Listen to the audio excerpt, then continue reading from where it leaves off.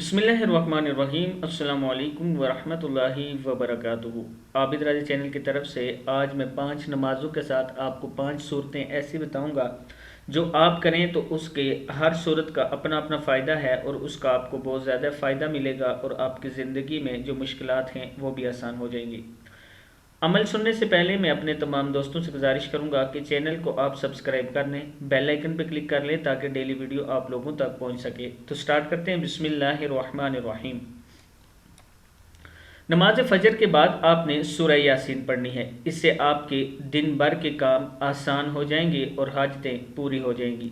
نماز ظہر کے بعد آپ نے سورہ فتح پڑھنی ہے اور اس سے دشمن اور حاسدوں کے شر سے آپ محفوظ ہو جائیں گے۔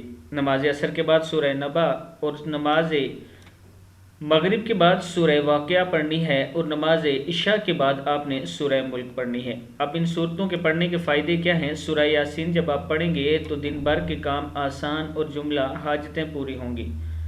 نماز ظہر کے بعد اگر سورہ فتح پڑھیں گے تو دشمن اور حاسدوں کے شر سے آپ محفوظ رہیں گے۔ نماز عصر کے بعد اگر سورہ نبا پڑھنے سے گناہوں کی تلافی ہو جائے گی۔ نماز مغرب کے بعد سورہ واقعہ پڑھنے سے کبھی فقر و فاقہ اور قحط کی شکایت نہ ہوگی۔ نماز عشاء سورہ ملک پڑھنے سے عذاب قبر سے محفوظ رہیں گے انشاءاللہ۔ آپ لوگ یہ عمل کریں، انشاءاللہ اس کا آپ کو بہت زیادہ فائدہ ہوگا۔ امید ہے کہ جو چیزیں میں آپ لوگوں تک پہنچاتا ہوں آپ کو اس کی سمجھ آتی ہوگی اور آگے اپنے دوستوں کے ساتھ بھی شیئر کرتے ہوں گے۔ السلام علیکم ورحمۃ اللہ وبرکاتہ۔